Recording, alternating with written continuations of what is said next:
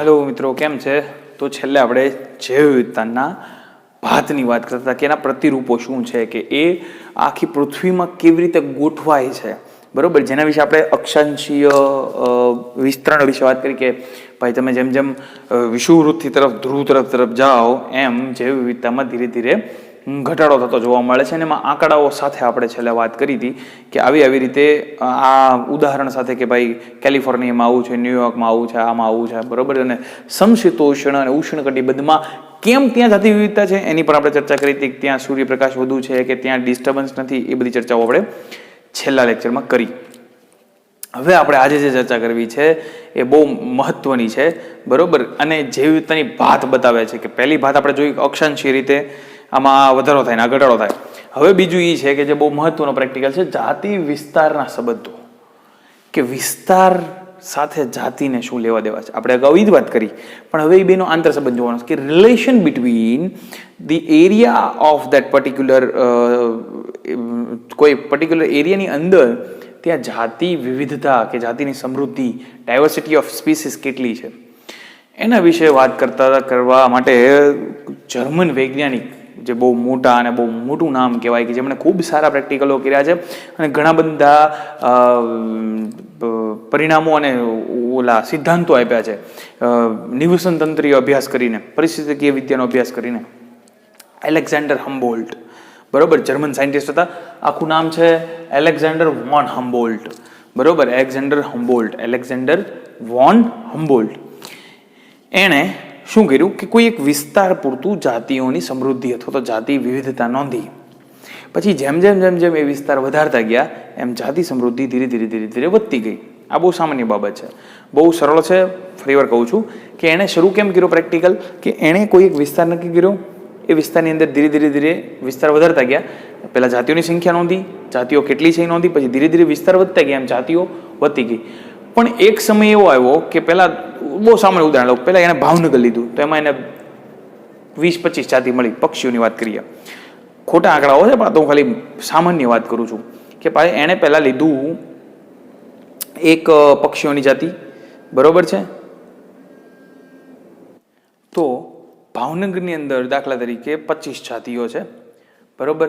પછી જેમ એને વિસ્તાર વધાર્યો એટલે કે ગુજરાતમાં ગયા તો ગુજરાતમાં એને વિસ્તાર વધ્યો તો 50 જાતિઓ મળી, બરોબર છે.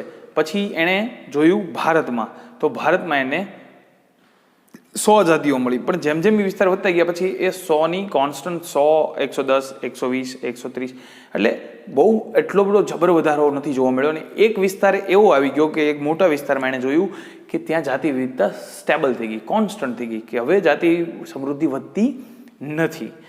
એણે શું કર્યું કે એને ગાણિતિક રીતે રજૂ કર્યું, બરોબર. હવે તમે જ્યારે પહેલાના જમાનામાં કોઈ પણ રિસર્ચ આપો તો એની સાબિતી સાથે આપવું પડે, એમ કોઈ માની ન લે, બરોબર. એટલે એના માટે એણે શું કર્યું કે એણે એક ગ્રાફ પ્લોટ કર્યો, એક ગ્રાફ દોર્યો, જેમાં એણે વિસ્તાર લીધો કે વિસ્તાર જેમ જેમ વધતો જાય એમ જાતિ સમૃદ્ધિમાં કેવો ફેરફાર આવતો જાય એ એણે નોંધ્યું. તો એણે એક ગ્રાફ જોયો, બરોબર, કે વિસ્તાર વિરુદ્ધ જાતિ સમૃદ્ધિનો ગ્રાફ, કે ભાઈ આ બાજુ એણે વિસ્તાર લીધો, આ બાજુ એણે લીધી જાતિ સમૃદ્ધિ, બરોબર. હું આ બાજુ આવું તો તમને વધારે ખ્યાલ આવશે. તો આ વિસ્તાર લીધો, આ એણે જાતિ સમૃદ્ધિ લીધી, બરોબર, અને એણે ગ્રાફ દોર્યો. તો આઈડિયલી એ ગ્રાફ સીધો આવવો જોઈએ, કે જે શરૂઆતનો તબક્કો હતો. જેમ જેમ તમે વિસ્તાર વધારતા જાઓ એમ જાતિ સમૃદ્ધિ વધતી જવી જોઈએ, એ કોન્સ્ટન્ટ છે. પણ આવું થતું નથી, સુરેખ ગ્રાફ નથી મળતો. કેમ તો કે જેમ જેમ જાતિ સમૃદ્ધિ વધતા જાય એમ વધતી નથી જતી, એક સમયે સ્ટેબલ થઈ જાય છે.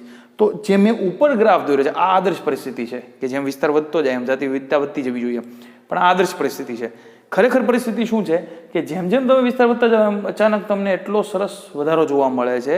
પણ એક સમય એવો આવે કે એક વિસ્તાર, કોઈ એક પર્ટિક્યુલર વિસ્તાર છે, કોઈ એક પર્ટિક્યુલર વિસ્તારે આવીને તમે અટકી જાઓ. પહેલાં ધીરે ધીરે તમે વિસ્તાર વધારતા જાઓ એમ જાતિ સમૃદ્ધિ વધતી જાય છે.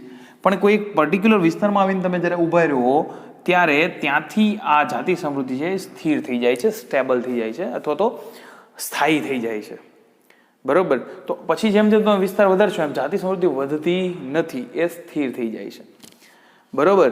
તો આ પ્રકારનો નિયમ એણે આપ્યો. આ એક પ્રકારનો નિયમ થયો, સિદ્ધાંત કયો કે સિદ્ધાંત, પણ એને સાબિતી આપી. કેવી રીતે?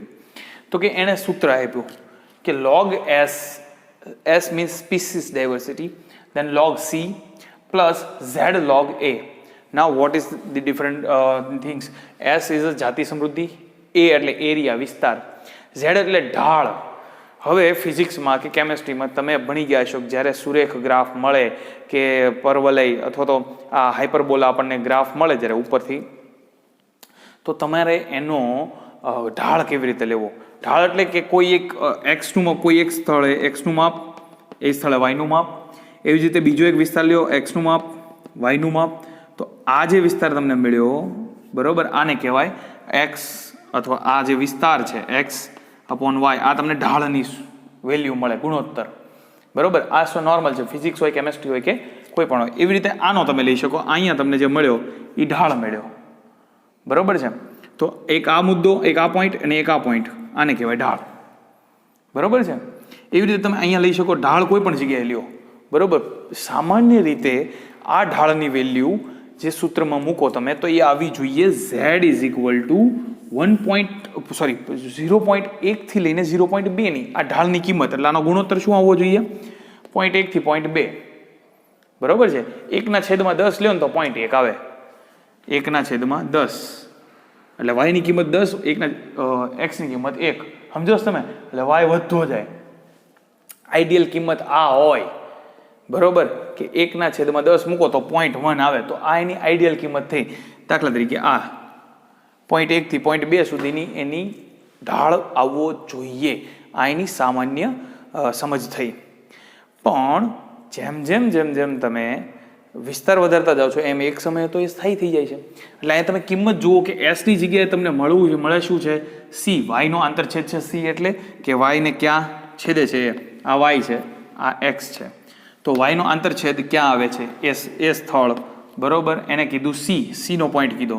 તો એનું માપ કેટલું છે એ તમારે મૂકવાનું છે. તો s ઇઝ ઇક્વલ ટુ અહીંયા શું મળે છે? s ઇઝ ઇક્વલ ટુ કે c એને એરિયા સ્ક્વેર, એરિયાનો જે છે એરિયા એનો ગુણોત્તર. તો ઇન શોર્ટ કે એને એવું કીધું કે જેમ તમે આ વિસ્તાર વધતો જશે, બરોબર, એમ જાતિ સમૃદ્ધિ વધવી જોઈએ, પણ એવું થતું નથી. તમને ઝેડની જે કિંમત મળે છે 0.1 થી 0.2 એ બદલાઈ જાય છે. એટલે કે ઢાળ જે સીધો રહેવો જોઈએ એ ઢાળની નિયમ, ઢાળનો અર્થ સીધો છે. ઢાળ સીધો હોવો જોઈએ 0.1 થી 0.2, પણ એ ઢાળ ત્રાસો થઈ જાય છે. એટલે કે જે ગ્રાફ છે એ ગ્રાફ તમને પરવલય મળે આવો, અને ઇંગ્લિશમાં નહીં હાઇપરબોલા આવો મળે. આમ છે જે આઈડિયલ હોવી જોઈએ એની બદલે તમને કેવો મળે છે? આવો મળે છે. ક્લિયર? એનો અર્થ એવો થયો કે ઢાળની કિંમત બદલાઈ જાય છે જેમ તમે વિસ્તાર બદલાવો એમ. પછી તમે ન્યુયોર્કની અંદર, પછી કોઈ પણ વિસ્તાર હોય, પછી તમે એ વિસ્તારમાં કોઈ પણ જગ્યાએ નોંધો.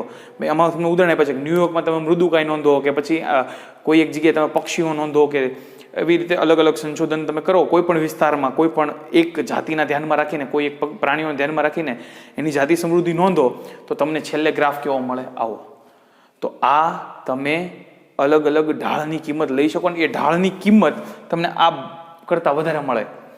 એટલે જો કેલિફોર્નિયા કે ન્યુયોર્કની અંદર કે કોઈ અલગ અલગ જાતિ શોધો, દાખલા તરીકે ન્યુયોર્કમાં મૃદુકાય સમુદાય જુઓ, તો એને ઢાળની કિંમત 0.6 થી લઈને 1.2 સુધીની કિંમત મળે તમને.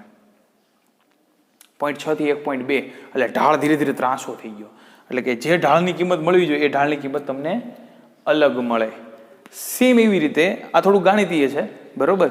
સેમ એવી રીતે તમને એક ઉદાહરણ આપ્યું છે કે સમશીતોષ્ણ વિસ્તારની અંદર તમે સસ્તન પ્રાણીઓની સમૃદ્ધિ નોંધો. સસ્તન પ્રાણીઓ, તો એના ઢાળની કિંમત આપી છે તમને 1.15 અંદાજિત 1.15.